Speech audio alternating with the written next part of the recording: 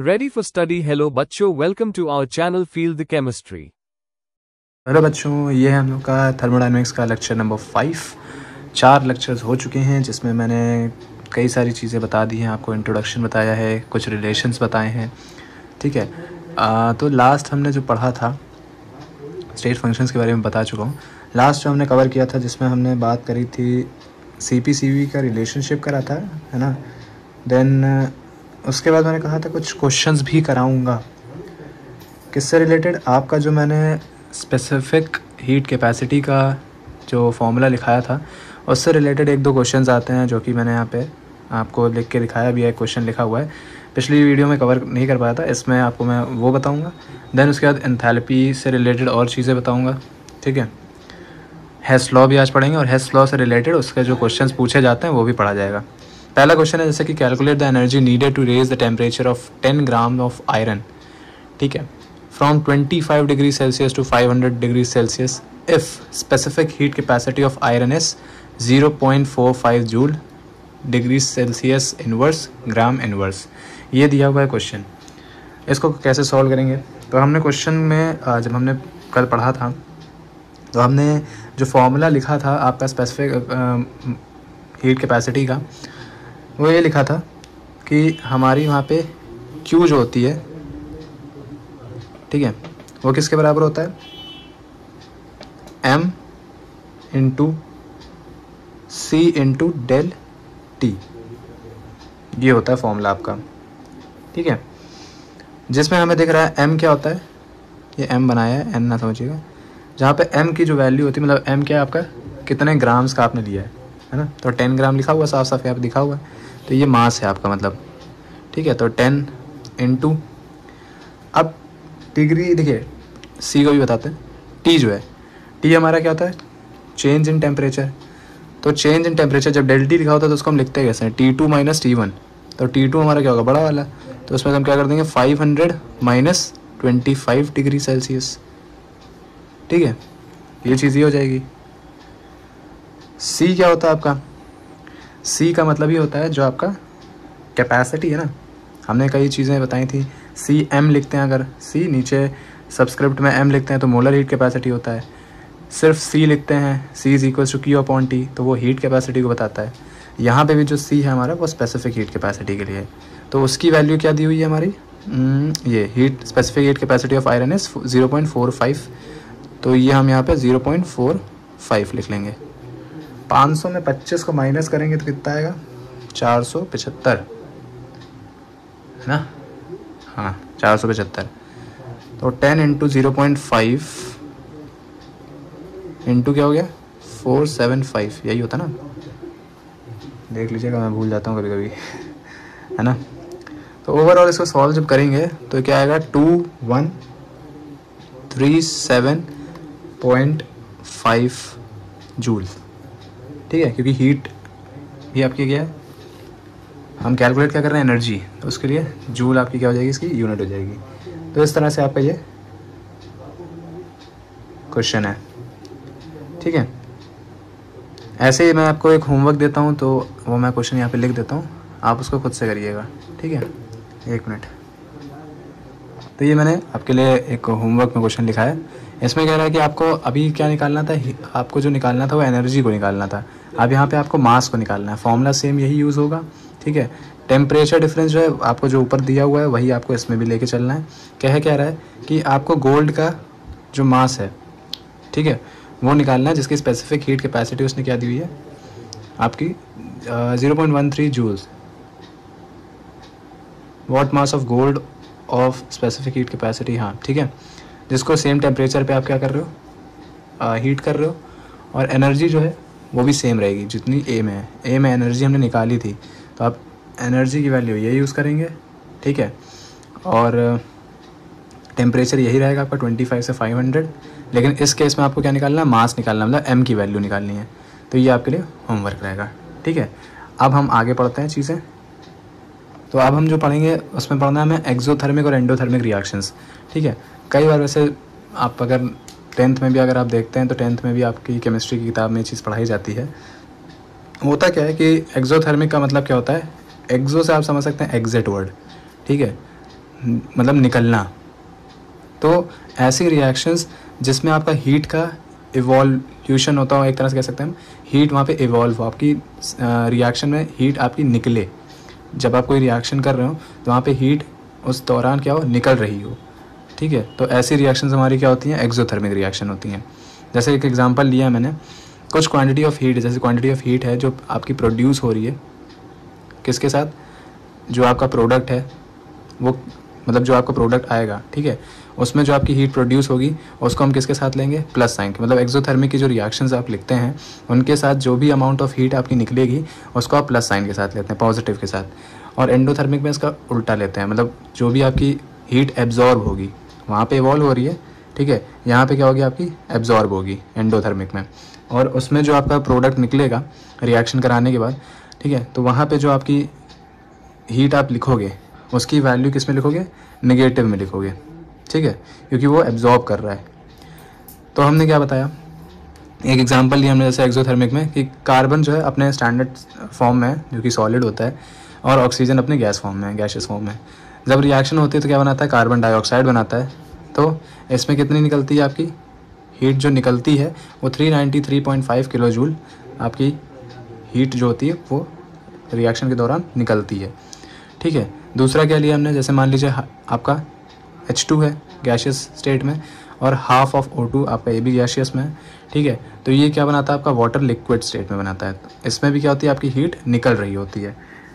तो इसमें कितनी निकलती है आपकी 285.8 किलो जूल। ये सब याद नहीं करनी होती है, जब आप वैसे न्यूमेरिकल्स लगाते हैं तो आपको खुद कुछ रिएक्शंस की जो वैल्यूज़ होती हैं, एक्सोथर्मिक एंडोथर्मिक वैल्यूज़, वो आपको याद हो जाती हैं जब आप क्वेश्चन ज़्यादा प्रैक्टिस करते हैं, ठीक है। तो इससे वैसे भी क्वेश्चन ज़्यादा पूछे जाते हैं, तो क्वेश्चन को ज़्यादा देखना है। तो मैंने क्या बताया, एक्सोथर्मिक में मैंने बताया कि रिएक्शन के दौरान आपकी हीट जो होगी वो निकल रही होगी, और उसकी जो वैल्यू लिखेंगे आप वो पॉजिटिव के साइन के साथ लिखेंगे, मतलब प्लस साइन के साथ। एंडोथर्मिक जो होती है वो रिएक्शंस होती हैं जहाँ पे हीट एब्जॉर्ब हो रही होती है, ठीक है।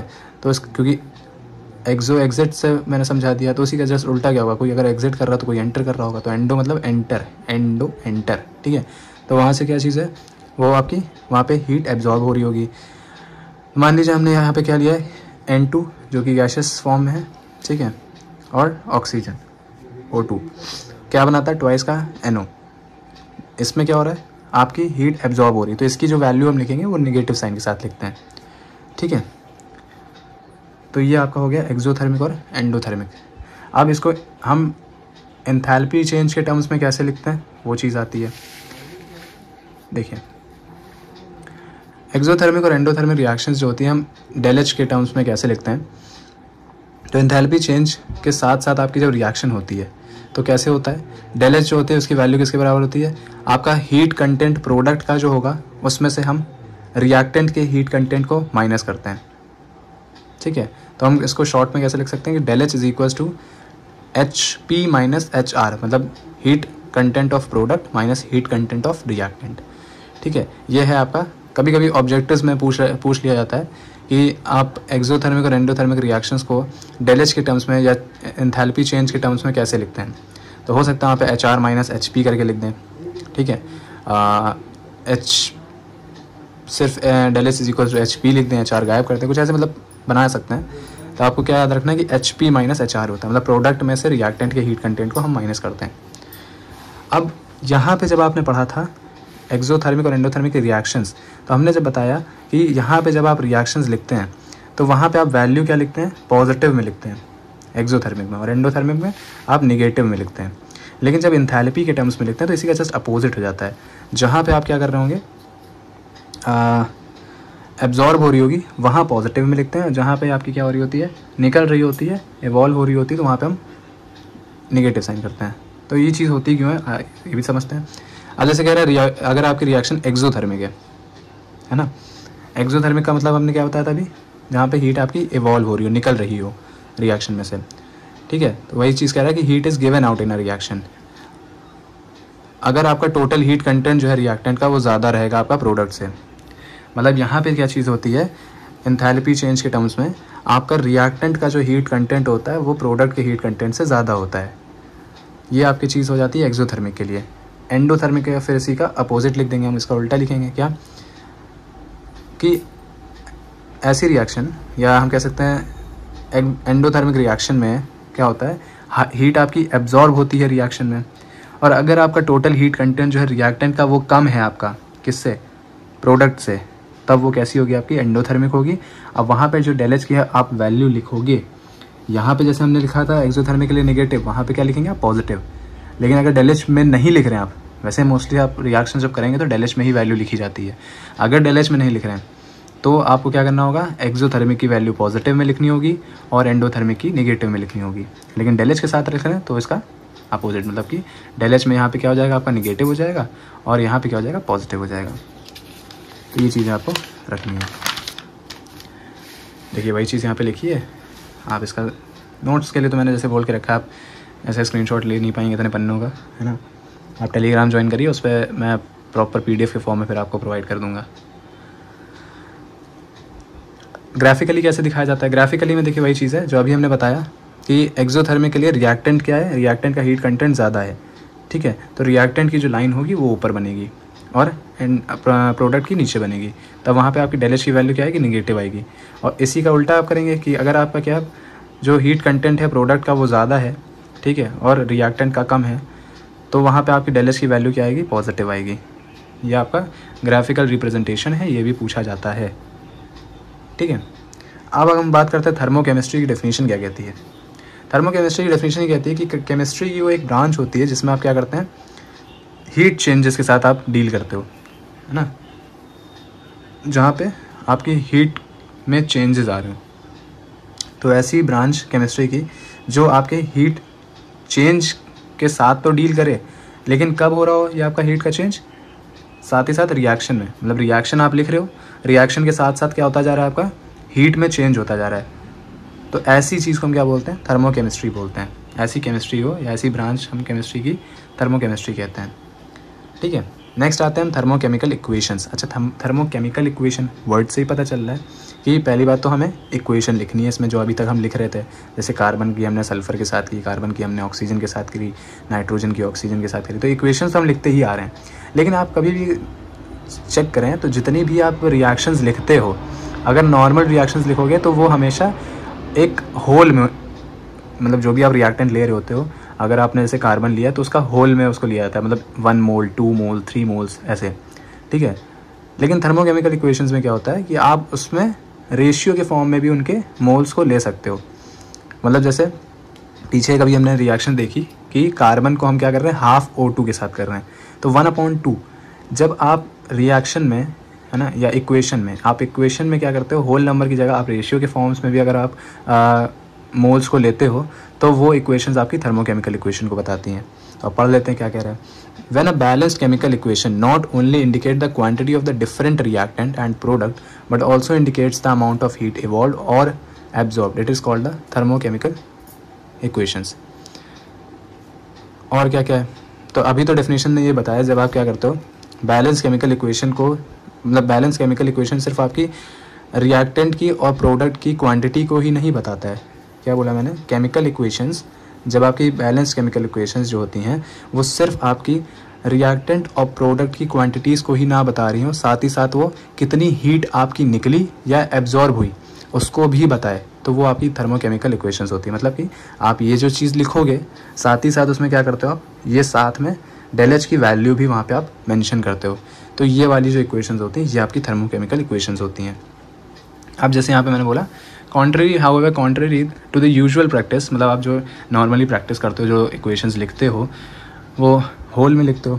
यहाँ पे क्या होता है, आप जो बैलेंस इक्वेशंस लिखोगे उसमें आपके जो कोफिशिएंट्स होंगे वो फ्रैक्शनल कोफिशिएंट होंगे। मैंने बोला ना कि आप रेशियो के फॉर्म में, मतलब फ्रैक्शंस के फॉर्म में भी क्या लिखते हो, इनकी इक्वेशंस को लिखते हो, ठीक है।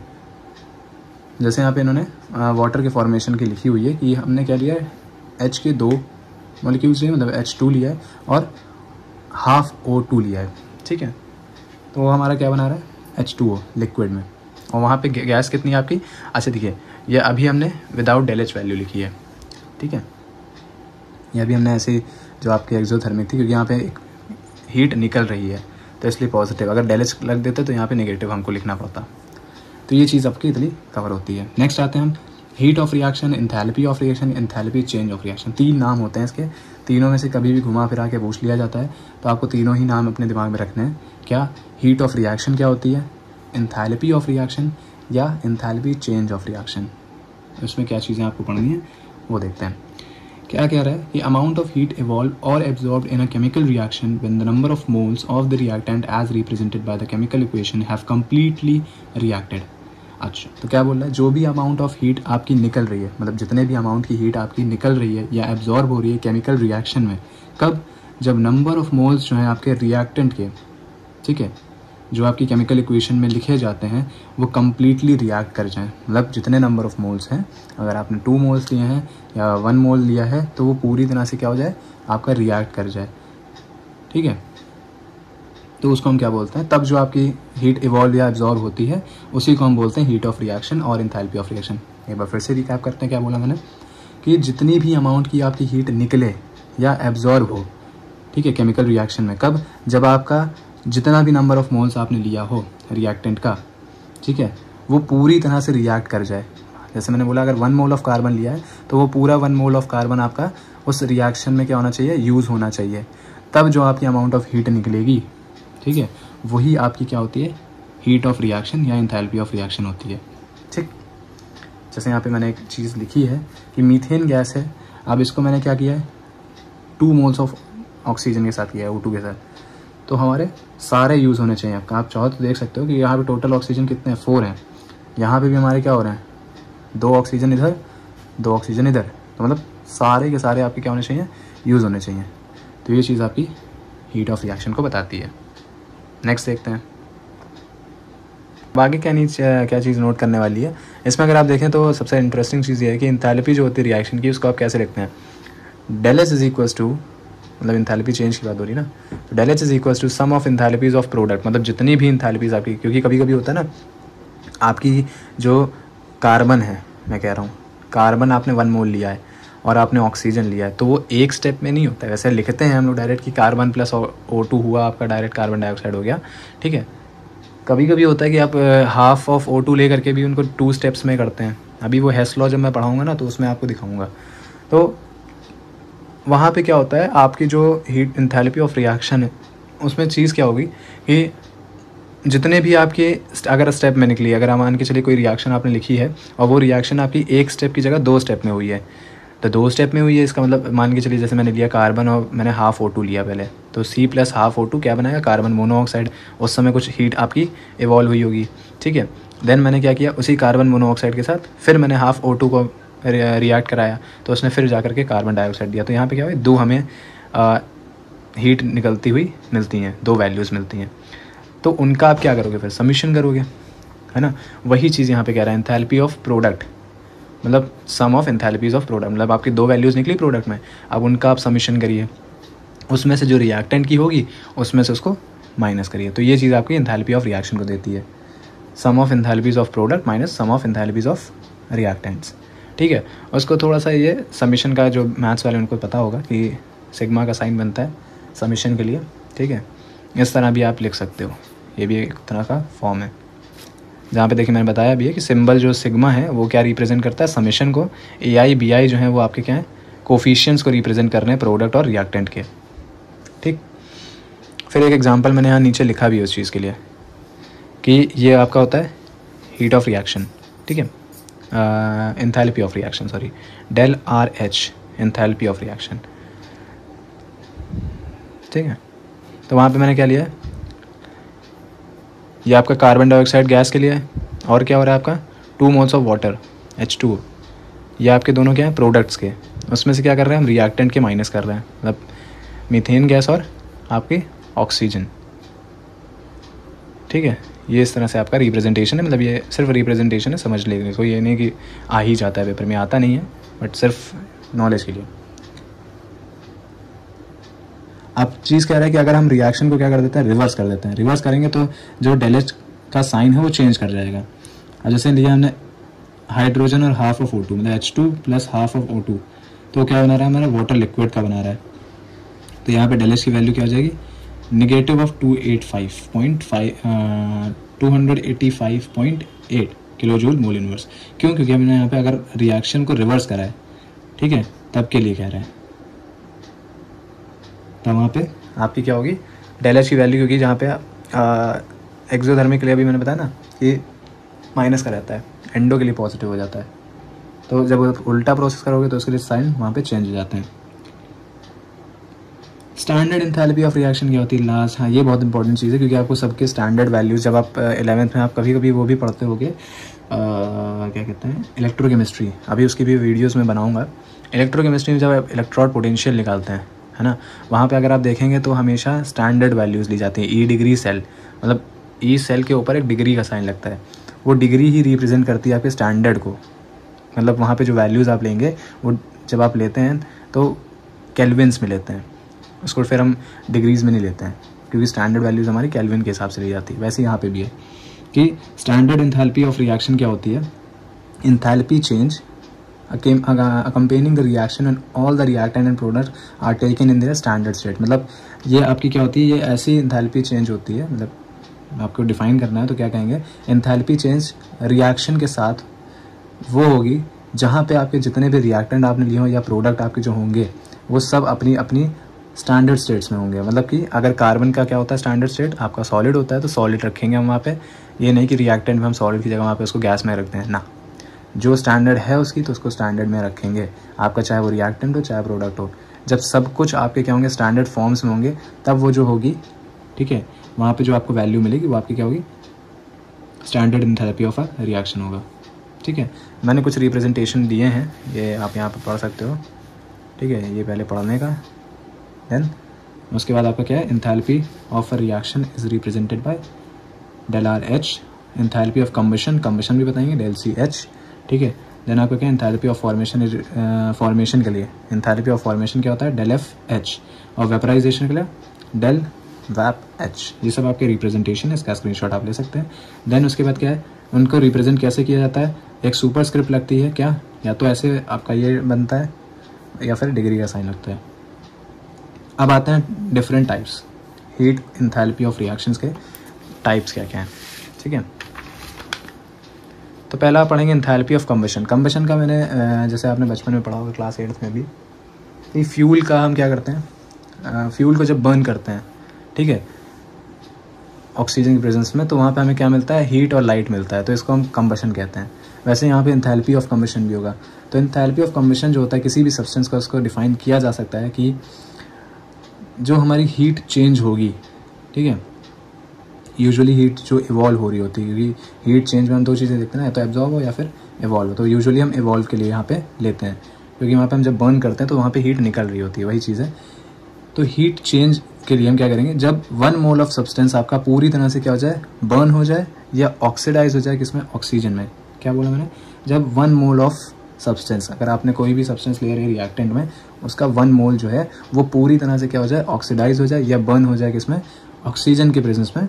ठीक है, तब जो वहाँ पे हीट आपकी चेंज हो रही होगी वो एंथैल्पी ऑफ कम्बशन को बताएगी।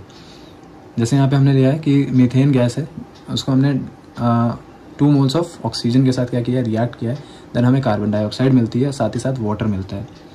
तो वहाँ पे जो हमारी एंथैल्पी आएगी कम्बशन की, कितनी आएगी, माइनस की 890.4 किलो जूल मोल इनवर्स।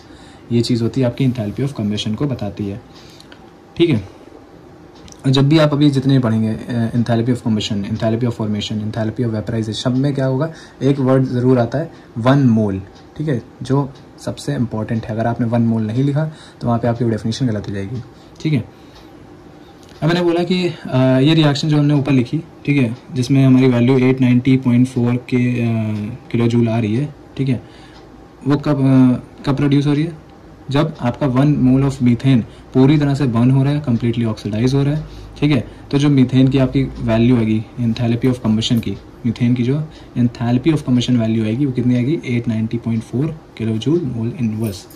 ठीक है, नेक्स्ट आता है हम standard enthalpy of combustion. Standard में मैंने ऑलरेडी बताया है कि सारी चीज़ें आप क्या लेंगे, उनकी स्टैंडर्ड वैल्यूज़, मतलब जो रिएक्टेंट्स होंगे, जो प्रोडक्ट्स होंगे, वो सब अपनी स्टैंडर्ड वैल्यूज़ में होंगे।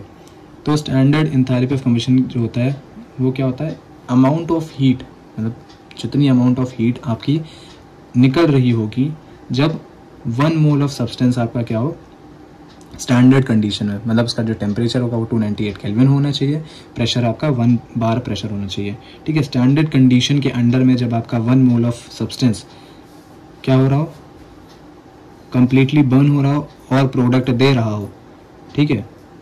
और वो प्रोडक्ट जो मिले वो भी अपनी स्टैंडर्ड कंडीशन में ही होना चाहिए। तब जो अमाउंट ऑफ हीट आपकी निकल रही होगी वो किसको बताएगी, स्टैंडर्ड एंथैल्पी ऑफ कंबशन को बताएगी। एक बार फिर से बताते हैं, स्टैंडर्ड एंथैल्पी ऑफ कंबशन हम उसको बोलेंगे जब आपकी अमाउंट ऑफ हीट, जितनी भी अमाउंट ऑफ हीट निकल रही होगी, जब आपका 1 मोल ऑफ सब्सटेंस अपनी स्टैंडर्ड कंडीशन, मतलब उसकी रिएक्टेंट की जो कंडीशन होनी चाहिए, उसका टेम्परेचर 298 केल्विन होना चाहिए, प्रेशर आपका 1 बार प्रेशर होना चाहिए, और जो वो प्रोडक्ट देगा वो भी अपनी स्टैंडर्ड कंडीशंस में ही होना चाहिए। तब जो अमाउंट ऑफ हीट आपकी निकलेगी वो किसको बताएगी, आपकी स्टैंडर्ड एंथैल्पी ऑफ कंबशन को बताएगी, ठीक है।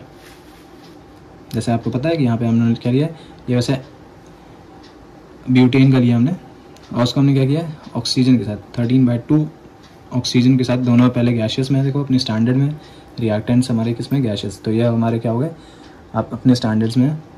देन क्या हो रहा है, हमारा कार्बन डाइऑक्साइड मिल रही गैस फॉर्म में, और जो वाटर मिलेगा वो लिक्विड स्टेट में मिल रहा है हमें, ठीक है। तब जो यहाँ पे अमाउंट ऑफ हीट हमारी निकल रही है वो स्टैंडर्ड एंथैल्पी ऑफ कंबशन है। नेक्स्ट हमारा कैलोरीफिक वैल्यू, नेक्स्ट जिसमें हम क्या पढ़ रहे हैं, कैलोरीफिक वैल्यू क्या होती है। कैलोरीफिक वैल्यू आपकी जैसे कि फ्यूल या फूड के लिए होता है। तो अब ये है क्या, ये वो अमाउंट ऑफ हीट है जो कि हमारी कैलोरीज में या जूल्स में प्रोड्यूस होती है, ठीक है। कहाँ से, जब आप किसी 1 ग्राम के फ्यूल को या 1 ग्राम के फूड को पूरी तरह से क्या कर दें, उसका कंबशन कर दें। क्या बोला, कैलोरीफिक वैल्यू उसको बताती है जहाँ पे आपका जो मतलब आपका जो 1 ग्राम ऑफ फूड होगा या 1 ग्राम ऑफ फ्यूल पूरी तरह से जब क्या हो रहा होगा, कंबशन उसका हो रहा होगा, और वो कंबशन के दौरान जब हीट इवॉल्व करेगा तो वो किस में हो, आपकी कैलोरीज में हो या फिर जूल्स में हो, तो वो किसको बताएगा, कैलोरीफिक वैल्यू को बताता है। जैसे 1 मोल ऑफ ग्लूकोज हमने लिया है ना, जिसकी वैल्यू होती है 180 ग्राम्स, मतलब मान लीजिए 1 मोल ऑफ ग्लूकोज है और 180 ग्राम ऑफ ग्लूकोज जो है कितनी हीट प्रोड्यूस कर रहा है, 2840। हमने 1 मोल लिया है ग्लूकोज का, लेकिन 180 ग्राम जो होता है ग्लूकोज का कितनी हीट प्रोड्यूस करता है, 2840। तो हम उसके लिए एक फॉर्मूला लगाते हैं जिसमें हम क्या करते हैं, टोटल जो उसकी कितनी है 180 ग्राम की हीट निकली है, ठीक है, उसमें से हम क्या करते हैं 1 मोल की जो कि 180 है उससे उसको डिवाइड करते हैं, मतलब वेट को, तो वो हम पे क्या देता है हमें 15.78। तो ये आ गई आपकी 1 मोल के ग्लूकोज के लिए कैलोरीफिक वैल्यू, ठीक है। नेक्स्ट आता है हम क्या, एंथैल्पी ऑफ फॉर्मेशन पे। तो यहाँ पे क्या होता है, जो हीट चेंज आपकी हो रही होगी, मतलब एक तरह से हीट या तो आपकी इवॉल्व होगी या एब्जॉर्ब होगी, कब, जब 1 मोल का सब्सटेंस आपका फॉर्म हो रहा हो अपने ही एलिमेंट से, लेकिन उसकी कंडीशन क्या होनी चाहिए, टेम्परेचर और प्रेशर जो होना चाहिए उसकी कंडीशन होती है टेम्परेचर और प्रेशर की, उसके अंडर में। तो फिर से एक चीज़ देखते हैं हम, क्या बताया हमने कि एंथैल्पी ऑफ फॉर्मेशन जो होता है सब्सटेंस का, उसको किस तरह से डिफाइन कर सकते हैं, जो आपकी हीट चेंज हो रही होगी वहाँ पे, सब एंथैल्पी है तो इसका मतलब हीट चेंज होनी है। तो हीट चेंज जो हो रही होगी जिसका मतलब या तो वो एब्जॉर्ब कर रहा होगा या तो हीट को एवॉल्व कर रहा होगा, ठीक है। कब, जब 1 मोल का सब्सटेंस आपका बन रहा होगा अपने एलिमेंट्स में से, और कुछ कंडीशंस वहाँ पे आपको दी गई होंगी टेम्परेचर और प्रेशर की। तो जो कंडीशन दी गई होगी टेम्परेचर और प्रेशर की, उसी कंडीशन के अंडर में 1 मोल का सब्सटेंस जब आपका क्या हो रहा हो, फॉर्म हो रहा हो, ठीक है, और तब जो वहाँ पे आपकी हीट इवॉल्व एब्जॉर्ब होगी तो वो किसको बताएगा, एंथैल्पी ऑफ फॉर्मेशन को बताएगा। और ये हमने ऑलरेडी आपको पीछे बता दिया इसको किस तरह से रिप्रेजेंट किया जाता है, ठीक। स्टैंडर्ड में क्या है, स्टैंडर्ड में फिर वही चीज़ है जैसा अभी पीछे मैंने बताया कि जो आपके रिएक्टेंट्स हैं, जो प्रोडक्ट्स हैं, वो किस में होने चाहिए, अपनी स्टैंडर्ड वैल्यूज़ में होने चाहिए, मतलब कि वहाँ पे आपका टेम्परेचर 298 केल्विन पे होना चाहिए, प्रेशर आपका 1 बार प्रेशर पे होना चाहिए। तो वही चीज़ यहाँ पे भी आपकी लगती है, ठीक है। आप चाहते एक बार रीड कर सकते हो कि स्टैंडर्ड एंथैल्पी ऑफ फॉर्मेशन जो है सब्सटेंस का किस तरह से डिफाइन कर सकते हैं कि एंथैल्पी चेंज जो है साथ ही साथ वहाँ पे क्या हो रहा होगा, आपका 1 मोल सब्सटेंस का फॉर्मेशन हो रहा होगा स्टैंडर्ड स्टेट में अपने एलिमेंट में से, ठीक है, और वो किस में होना चाहिए, आपका स्टैंडर्ड स्टेट में होना चाहिए, मतलब एलिमेंट भी स्टैंडर्ड स्टेट में होना चाहिए और उसमें से जो आपका 1 मोल का सब्सटेंस बन रहा है, ठीक है, वो भी किस में होना चाहिए, स्टैंडर्ड स्टेट में ही होना चाहिए। तब जो वहाँ पे आपकी एंथैल्पी चेंज होगी वो किसको बताएगी, स्टैंडर्ड एंथैल्पी ऑफ फॉर्मेशन को बताएगी।